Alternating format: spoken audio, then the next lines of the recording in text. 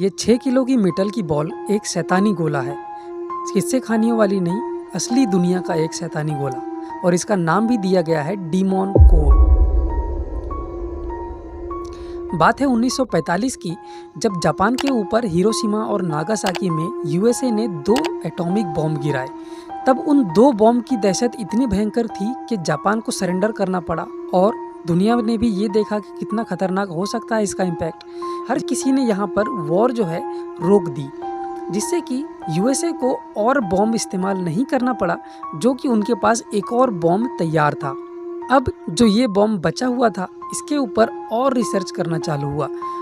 21 अगस्त 1945 के दिन हैरी डाग्लियान नाम के वैज्ञानिक जो है सुपर क्रिटिकलिटी लेवल को अच्छे से स्टडी करने के लिए यहाँ पर सेटअप लगाते हैं और ये अपना रिसर्च चालू करते हैं।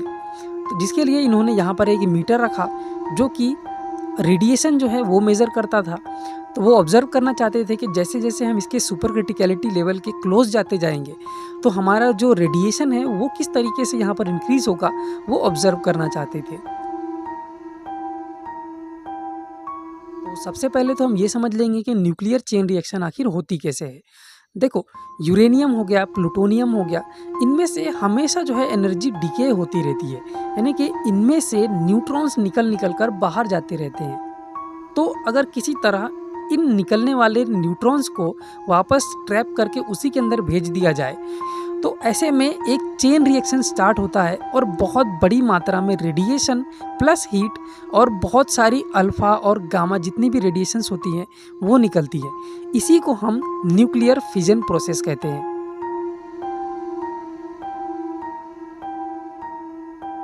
तो हैरी डाग्लियान बस इसी बात को ऑब्जर्व करना चाहते थे कि रेडियो एक्टिव एलिमेंट्स जितने होते हैं इनकी सुपर क्रिटिकलिटी लेवल जो है अचीव होने में कितना समय लगता है और कैसे कैसे हम वहाँ तक पहुँच सकते हैं। प्लूटोनियम से निकलने वाले न्यूट्रॉन्स को ट्रैप करने के लिए हैरी डाग्लियान ने टंगस्टन कार्बाइड के छोटे छोटे टुकड़े जो है वो लिए और प्लूटोनियम के कोर को ढकना स्टार्ट किया। और जैसे जैसे इस कोर को ढकते जा रहे थे, यहाँ पर रेडिएशन का मीटर जो था वो बढ़ते जा रहा था, यानी कि उनको समझ में आ रहा था कि हम सुपर क्रिटिकलिटी लेवल के करीब पहुंचते जा रहे हैं। तभी प्रिसीजन से रखते रखते एक छोटी सी गलती हुई और जो आखिरी का उनका टुकड़ा था टंगस्टन कार्बाइड का, वो प्लूटोनियम के ऊपर ही गिर गया, जिससे कि प्लूटोनियम का कोर को एक झटका लगा और वो ढक भी गया, जिससे कि उसके जितने भी न्यूट्रॉन्स निकल रहे थे वो वहीं पर ट्रैप हो गए और उसी के अंदर रिफ्लेक्ट होकर चले गए, जिससे कि एक चेन रिएक्शन स्टार्ट हो गया। और एकदम कम समय के लिए, बहुत ही कम समय के लिए एक नीली फ्लैश निकली, जो कि एक भयंकर रेडिएशन वाली फ्लैश थी। और जब तक उनको समझ में आया कि गलती हो चुकी है, तब तक उनके शरीर ने बहुत सारा रेडिएशन एब्जॉर्ब कर लिया था। इस इंसिडेंट की वजह से उनके शरीर के बहुत सारे ऑर्गन्स जो थे वो फेल हो गए, उनका शरीर अंदर से जल चुका था और उनकी करीब 25 दिन के अंदर मौत हो गई।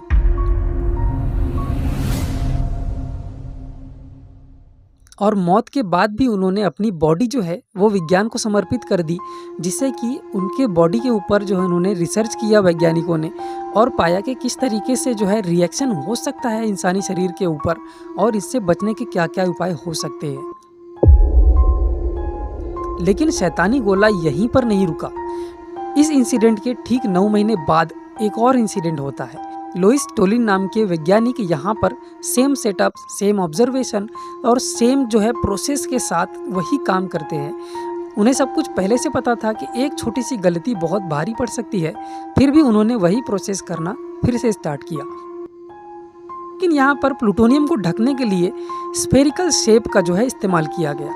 लेकिन गलती यहाँ पर ऐसी हो गई कि जो प्लूटोनियम को थोड़ी सी गैप मिलनी चाहिए थी ताकि उसके न्यूट्रॉन्स जो है वो निकल कर बाहर जाते जाएं, उस स्पेस को खुला रखने के लिए यहाँ पर इन्होंने स्क्रू ड्राइवर का इस्तेमाल कर लिया। और एक बार यहाँ पर ऑब्जर्वेशन करते करते स्क्रू ड्राइवर फिसल गया और इन्हें भी समझ में आ गया कि गलती हो चुकी है और जल्दी से ही उन्होंने कोर को है ओपन किया ताकि चेन रिएक्शन जो है वो रुक जाए। लेकिन इनकी बॉडी में भी रेडिएशन की वजह से बहुत सारा डैमेज हो चुका था और करीब 9 दिन के अंदर इनकी भी मौत हो गई।